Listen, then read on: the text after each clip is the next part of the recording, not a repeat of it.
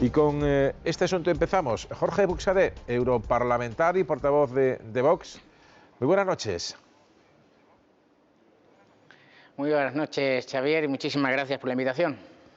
Muchísimas gracias a usted. En Bruselas, en el vientre del dragón. Pues vamos a eso, ya que está usted en Bruselas. Esta crisis de Ucrania, ¿cómo valoran ustedes los últimos días, los últimos acontecimientos? Bueno, por supuesto, desde el punto de vista europeo, con una honda preocupación. Como usted sabe, nuestros principales socios o el partido más importante de los que son socios dentro del grupo de conservadores y reformistas europeos es el Partido Ley y Justicia, que gobierna Polonia, que ve con mucha preocupación toda la política exterior de Putin y la falta de una reacción firme de las instituciones de Bruselas, como hemos visto en ese ataque de guerra híbrida desde Bielorrusia, con el lanzamiento de miles de inmigrantes ilegales, que dio lugar a declaraciones de la Comisión absolutamente alucinantes y no apoyando a Polonia. Desde el punto de vista nacional, pues hombre, hemos visto que la semana pasada el gobierno de Sánchez dejaba caer a la prensa el envío de tropas a Ucrania, por supuesto pisoteando la legalidad nacional española, expresamente la Ley Orgánica de Defensa Nacional del año 2005, que se aprobó en el gobierno de Zapatero, y ahora pues parece que recula, luego dice que va en el marco de una misión de la OTAN. Acabo de enterarme ahora, porque les estaba oyendo, que Casado pues ha llamado a Sánchez para mostrarle el apoyo. Pues yo simplemente, a mí me hubiera gustado que Sánchez y Casado hubieran mostrado la misma celeridad y la misma unidad en la defensa de la soberanía nacional de Ceuta, cuando en el mes de mayo Marruecos lanzó más de 10.000 niños y jóvenes y adultos contra las fronteras de España. Hoy Estados Unidos ha enviado una carta al Kremlin, parece el título de una película de los años 70, se desconoce su literalidad, pero sí se sabe que Estados Unidos considera inaceptable la exigencia de Putin de que Ucrania no entre en la OTAN. Dice que no es Rusia la que debe marcar la política de ampliación de la alianza. Sobre esta cuestión, que es una de la troncal en esta crisis, ¿usted o ustedes cómo lo ven? Bueno, nosotros hemos dejado clara nuestra posición. Como le decía, estamos con nuestros socios polacos, estamos con el gobierno de Polonia, estamos con la preocupación ante la eventual desestabilización de la Europa oriental por parte de Rusia, y apoyando a Ucrania y la soberanía nacional, de la misma manera que apoyamos la soberanía nacional de España o apoyamos la soberanía de Polonia, cuando, por ejemplo, el eurodiputado González Pons anunciaba la semana pasada que iba a una misión del Parlamento Europeo a Polonia para intentar desestabilizar al régimen del gobierno polaco e intentar cambiar el gobierno, ¿no? Por supuesto, con la defensa de la soberanía, y será Ucrania la que decida en qué organizaciones internacionales quiere estar. Europa debe tener una política diferenciada en esta crisis de Estados Unidos, aunque comparta la visión de origen con lo que está pasando.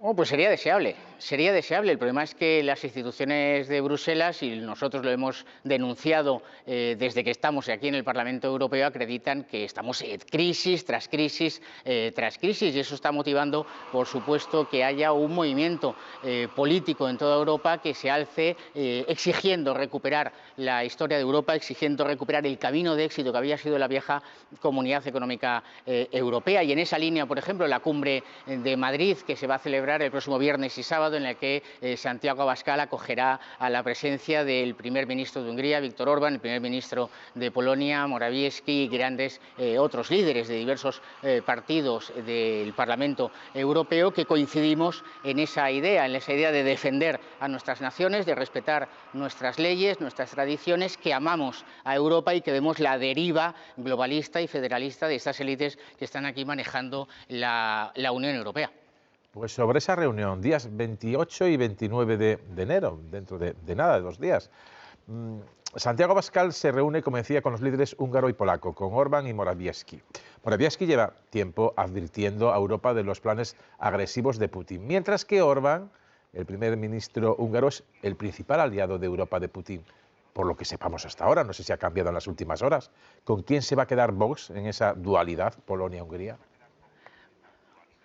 Bueno, Xavier, esa afirmación la has sacado tú del titular de Infolibre, ¿no? Un gran periódico, medio acreditado en toda la prensa nacional e internacional. Esa teoría de que Orbán es el principal aliado. Hasta ahora se ha mostrado como el principal aliado de un de Putin Estado en miembro. Europa. Vamos a ver. es el presidente de un Estado miembro de la Unión Europea que, por desgracia, ha sufrido el ataque inmisericorde de la Comisión Europea, de las élites de Bruselas. Yo mismo, como sabes, y si no te lo recuerdo, estuve hace pocos meses en una misión que lanza Bruselas para monitorizar el Estado de Derecho en Hungría. Fíjate, lo que se hace, se manda una misión para monitorizar el Estado de Derecho en Hungría, a la vez que en España, en el Congreso de los Diputados, Partido Popular y Partido Socialista cierran acuerdos para la renovación de los cargos del Tribunal Constitucional, del Defensor del Pueblo. ¿De verdad?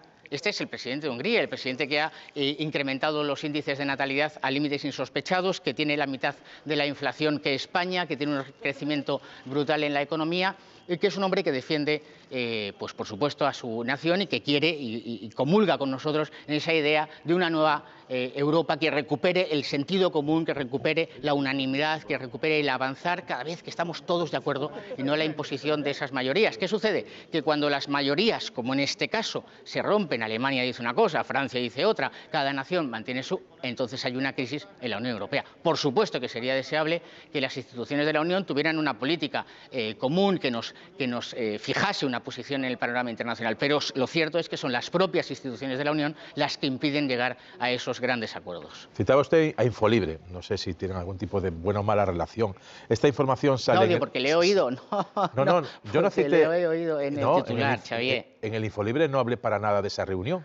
Para nada, en la lectura de la prensa digital, si usted veía, no cité al Infolibre con esa noticia para nada, pero sí viene en El Independiente, pues en El Mundo y en La Vanguardia, que no digo yo que sean especialmente bolivarianos, si es que usted me decía lo de Infolibre porque era un medio bolivariano, pero voy a dejarle la cuestión. Pero usted ya acaba de decir que han ido precisamente en misión... bolivariano lo ha dicho usted, pero bueno, podríamos llegar a estar de acuerdo. Lo digo yo. Dice usted, hemos ido precisamente una misión de la Unión Europea a monitorizar cuestiones de derechos en Hungría. Eso quiere decir que en la Unión Europea hay preocupación con lo que está pasando en Hungría. ¿Ustedes siguen siendo, a pesar de eso, aliados de Víctor Orbán? Lo digo por lo que usted me acaba de decir. Bueno, yo creo que en Europa hay preocupación por la falta de Estado de Derecho en las instituciones europeas y lo vemos habitualmente. En este Parlamento Europeo permanentemente se presentan iniciativas, de verdad, que os lo digo, que lo puedo asegurar, si quieres se lo trasladamos desde mi oficina, en la que se viene a decir directamente que aquí no tenemos competencias, no obstante lo vamos a regular. Les voy a poner un ejemplo. El Tratado de Funcionamiento dice expresamente que la Unión Europea no tiene competencias en materia de remuneración de los trabajadores y se pretende regular las remuneraciones de todos los trabajadores europeos. Yo creo que en Europa cada vez hay una más creciente preocupación por el funcionamiento de las instituciones comunitarias. A todos nos gustaría que las instituciones comunitarias estuvieran al servicio de los Estados miembros, que son los protagonistas y los dueños de los tratados, y no como se pretende desde aquí de Bruselas, que es lo contrario. Y le voy a decir una cosa, yo estuve en esa misión de investigación del Parlamento Europeo y lo que vi, por ejemplo, es una mayor pluralidad democrática en los medios en Hungría. En Hungría, Orbán ganó las elecciones con el 66% en las últimas elecciones y el 50% de los medios públicos y privados se mantiene una línea, digamos así, conservadora y el otro 50% son medios de izquierdas. Sin embargo, en España esa pluralidad no existe. Por supuesto, en el ámbito de los medios de comunicación pública inexistente, porque todos están alineados con la posición de la administración y del gobierno que la rige, y en el ámbito de los medios de comunicación privada, pues no existe la pluralidad que yo vi en Hungría. Pues le puedo asegurar, yo no sé cómo está la cosa en Hungría, pero que en España veo muchos medios que le dan caña al gobierno, lo veo prácticamente todos los días. Pero ya que cita lo de Hungría, volvemos con Hungría. Hombre, no sé cómo será la cosa, pero al único país que le han retirado de momento los fondos europeos o se los han congelado es precisamente Hungría, porque dicen que hay una regresión en derechos. Esto es una realidad fáctica, es lo que ha pasado. A Hungría ya... Sí, Xavier, no, yo voy a decir no, Hungría y Polonia, bueno, efectivamente. Pues, con los que se van a reunir ustedes este sábado. Las élites han decidido que hay que ahogar a Hungría y a Polonia, porque las élites han decidido que hay que ahogar a Hungría y Polonia. Te voy a poner otro ejemplo. Se ataca a Polonia por la reforma del Poder Judicial. Pues mire usted, en Polonia lo que se hizo es modificar su ley orgánica del Poder Judicial, lo equivalente, para establecer el nombramiento de los miembros del Poder Judicial por una mayoría de 2/3. En nuestra Constitución se declara que la mayoría será de 3/5, el 66 frente al 60. Sin embargo, Polonia pone en riesgo la independencia del Poder Judicial y en España pues estamos aquí esperando que Partido Popular, Partido Socialista y Podemos se pongan de acuerdo en el reparto de los magistrados del Consejo General del Poder Judicial. ¿Por qué a una nación se la ataca y a otra no se le dice nada? Pues simplemente por una cuestión ideológica. Y las instituciones de la Unión deberían estar por encima de las cuestiones ideológicas, al servicio de los europeos, al servicio de los Estados, que al final son los que pagan los impuestos para sostener toda esta estructura o superestructura de las instituciones comunitarias. Si es que es muy sencillo, muy sencillo de entender. Nosotros queremos una Europa que funcione y que esté al servicio de los europeos. Pero también puede ser que los europeos que eligen soberanamente sus representantes, a través de sus representantes, entiendan que hay una persecución a la independencia de la justicia en Polonia y en Hungría y una persecución a la libertad de prensa en Polonia y Hungría. Y por eso actúan y le congelan los fondos, cosa que no está pasando en España. Pero hablando de los fondos europeos... No, pero es que a la Comisión... No, perdón, Xavier, vamos a aclararlo muy importante, porque a los miembros de la Comisión que han hecho eso, nadie les ha nombrado. Hombre, ningún europeo les ha votado. Vamos, si les podemos si es a través de la Comisión, por el Europarlamento, si es a través del Consejo, por los gobiernos que han elegido los países democráticos, que son todos los de la zona euro. Creo que lo han elegido los ciudadanos. Pero vamos a los fondos europeos en España. Los gobiernos sí, sin duda. Los fondos europeos en España. Hay controversia, incluso ha salido hoy, de la actitud del Partido Popular. ¿Usted esto de los fondos, cómo lo está viendo? ¿Cómo lo ven en Vox? Bueno, de los fondos lo que más nos preocupa es el hecho indiscutible de que el dinero no está llegando a los autónomos, a las pequeñas y a las medianas empresas de España. Antes de la pandemia, el 97% de las empresas en España eran pymes. Ahora ya solo es el 95% y dan el 90% del empleo en España. Y sin embargo, todo el planteamiento que se ha hecho del reparto de los fondos europeos va fundamentalmente dirigido al pago a las administraciones regionales, a las comunidades autónomas y, por otra parte, a los grandes proyectos empresariales. Que está bien, pero todos los autónomos, los pequeños y medianas empresas, en el Congreso de los Diputados, quiero recordarle que nuestro grupo parlamentario lo que hizo es instar a que se aplicase una regla muy sencilla. Como durante la pandemia, de cada 5 empleos que se habían perdido, 4 eran de pymes, pues aplicar la misma regla de 3, el 80% de las ayudas de los fondos europeos fueran a las pequeñas y medianas empresas, a las microempresas, a los autónomos, que son los que generan empleo en España. Sin embargo, el dinero no está llegando, no se han entregado las ayudas, solo el 10%, he leído en prensa y en estadísticas oficiales, el 10% de las pymes que han solicitado ayudas han recibido algún tipo de ayudas para superar la crisis económica que ha generado las decisiones del Gobierno para intentar solventar la crisis sanitaria, y esa es la situación. Por tanto, nuestra crítica va dirigida fundamentalmente a esa cuestión, que es lo importante, sobre todo esos autónomos, esas pequeñas y medianas empresas a las que pues se les quiere, por otra parte, incrementar las cotizaciones e incrementar los impuestos. Nuestras empresas, nuestros productores ya no aguantan más, la situación de ahogo económico es brutal y hay que liberar y hay que ayudar. Dice, usted le mandaba un par de pullitas, creía interpretar, y si no, pues lo rectifico, pero me pareció que alguna pullita le mandaba al Partido Popular y también el Partido Popular le manda una pullita. Dice, por ejemplo, que ustedes son, en la cuestión ucraniana, está un poco en terreno de indefinición y que incluso son próximos a Putin. Y en la cuestión de los fondos, que si no hubiera sido por su voto que se abstuvieron, no se habrían aprobado, digamos, los fondos europeos. O no habrían llegado a España los fondos europeos tal como están. Pues Xavier, si no se trata de pollitas, se trata de que efectivamente, supongo que te estás refiriendo a las declaraciones de Casado, pues a Casado de tanto hablar y de tanto verse y abrazarse, no en el Congreso de los Diputados, sino a escondidas con Sánchez, pues se le está poniendo la misma cara y está teniendo todos los mismos vicios, entre ellos la mentira. Y ha afirmado que nosotros estamos, o que Santiago Abascal está a favor de Putin. Oiga, eso mentira. Y hay que decirlo y hay que reiterarlo y ya está. Aquí la única verdad es que el Partido Popular tiene un acuerdo vigente con el Partido Comunista Chino desde el año 2013 y que en la actual situación aún no ha puesto fin a ese acuerdo y nos tiene que explicar en qué consiste y cómo se está ejecutando ese acuerdo de colaboración con el Partido Comunista Chino. Y con respecto a los fondos europeos, yo creo que ya es una cuestión que en su momento se explicó con toda naturalidad. Nosotros nos abstuvimos con la finalidad clara, evidente, de que el dinero procedente de los acuerdos adoptados en el seno del Consejo de la Unión Europea llegase cuanto antes a España para satisfacer las necesidades y las urgencias de nuestros autónomos y pequeñas y medianas empresas. Y no íbamos a bloquear para entrar en una guerra entre Estado, comunidades autónomas, etc. Ese es el planteamiento. Una vez llega el dinero, lo que queremos es que siga el camino que nosotros deseábamos, que es que el 80% de esas ayudas, de esos fondos, al menos vaya a los autónomos, a las microempresas, a las pequeñas y medianas empresas. Es muy sencillo. A partir de ahí, el que quiera lanzar pullitas, que las lance. Nosotros sabemos quién es el adversario político, los españoles saben qué es Vox, qué es lo que pretendemos, y es fundamentalmente echar al gobierno de Sánchez, cambiar el gobierno de la nación y plantar una alternativa social, una alternativa patriótica, una alternativa política a esas políticas del consenso progre que llevamos los españoles pues soportando varias décadas. Hombre, llamar o insinuar que el Partido Popular es casi medio pro-chino, más que pullita, suena a pullazo, pero yo en todo caso lo dejo ahí, señor Buxadé. Antes de que le hagan un par de preguntas, dos miembros de la mesa de análisis, una cuestión. En medio de la crisis de Ucrania, hay crisis también en Reino Unido, que ya no forma parte de la Unión Europea, pero sí es Europa. ¿Qué opina de todo lo que se ha sabido de las fiestas en Downing Street, en pleno confinamiento en la residencia oficial del primer ministro británico?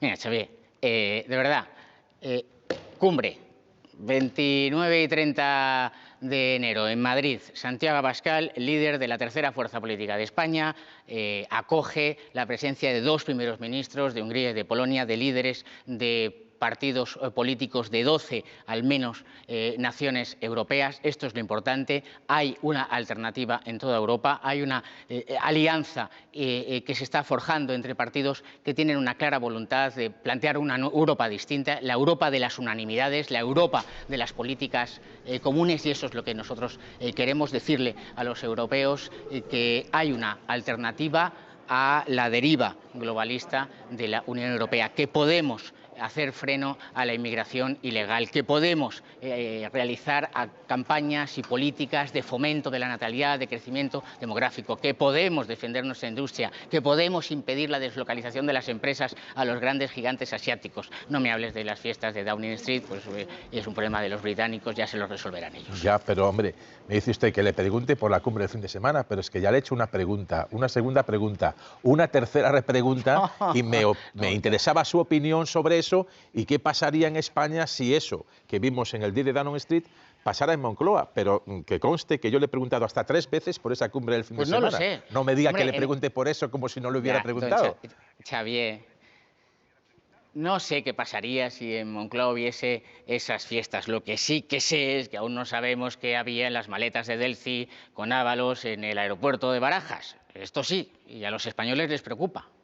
Vale, ahora van a preguntarle dos miembros de la mesa de análisis, Juan Cruz y Lucía Méndez. Juan Cruz, te escucha Jorge Buxadé desde Bruselas. Señor Buxadé, encantado de saludarle a través de la televisión pública que le está entrevistando a usted ahora como diputado español en Bruselas. Usted alude mucho, con mucha frecuencia, no solo en esta entrevista que le ha hecho el compañero periodista Javier Fortes, sino en general sobre las élites. Usted representa un partido importante, usted mismo lo ha definido. Me gustaría saber si usted no se considera parte de las élites. Usted alude a las élites como si estas fueran un sueño, una estrella, etcétera. Pero las élites están en la tierra. ¿Usted no considera que usted mismo es de la élite?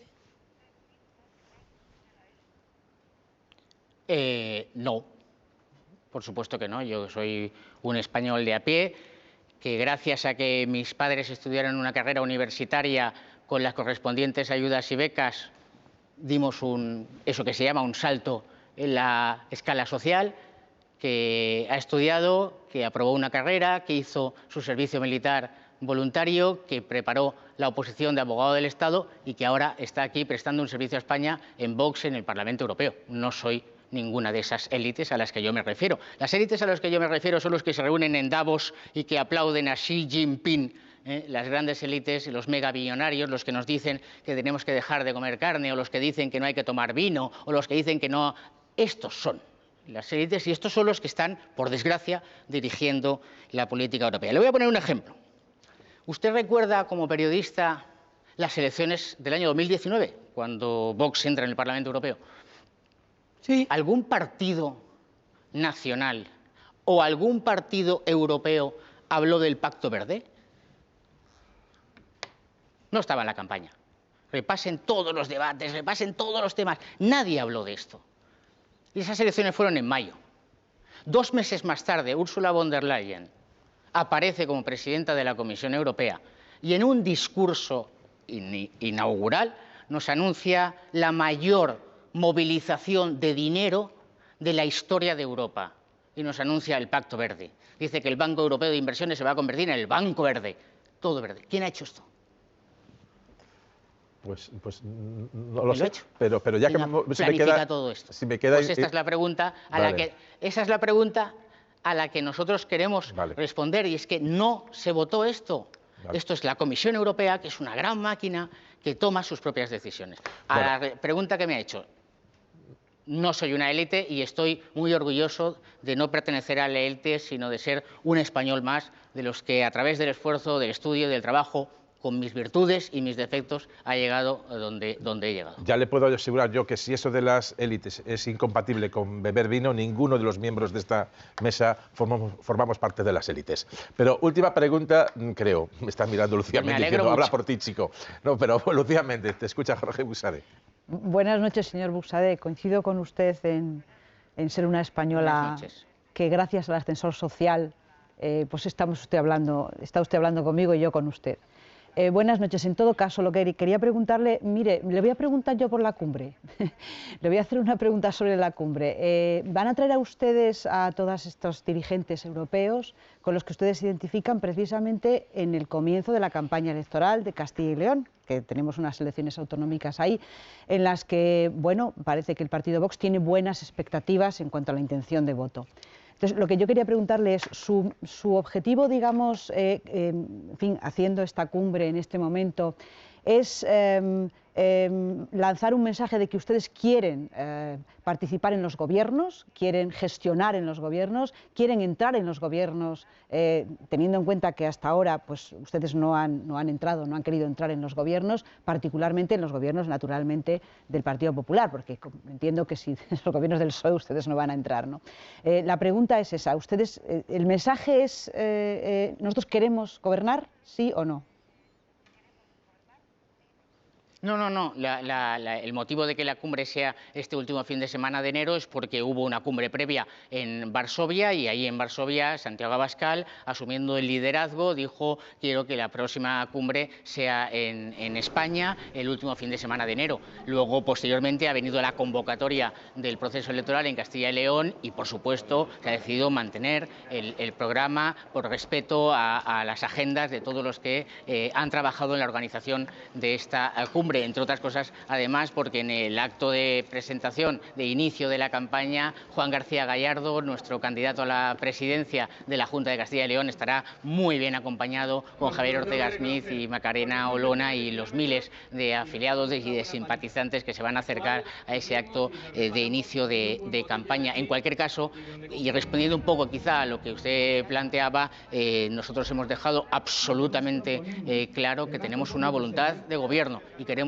gobernar una mayoría absoluta, que es lo que esperamos y deseamos que los españoles nos den para poder desarrollar con libertad y con autonomía y con el apoyo de millones de españoles esa alternativa política. En concreto, y respeto de Castilla y León, por supuesto que nosotros lo que queremos es un cambio de políticas y, por tanto, Vox no va a dar ningún cheque en blanco a ningún partido político que le pida su apoyo. Y ya sea en el gobierno, ya sea fuera del gobierno, en la oposición, en cualquier caso exigiremos la ejecución de políticas concretas. y específicas para dar nuestro apoyo. Es clarísima nuestra posición. Y esa posición pues la dará el partido una vez se hayan pasado las elecciones y veamos cuál es el apoyo que los castellanos y leoneses han dado a nuestros candidatos, a Vox, a Juan García Gallardo y a Santiago Abascal como líder de este partido para liderar no solo Castilla y León, sino España. Pues aquí lo dejamos. Jorge Buxade, de verdad, muchísimas gracias por participar hoy desde Bruselas a ustedes, en este programa de televisión española, la televisión pública. Muchísimas gracias desde España. Muchísimas gracias a ustedes. Muy buenas noches. Bueno, pues hasta aquí el tiempo para la entrevista.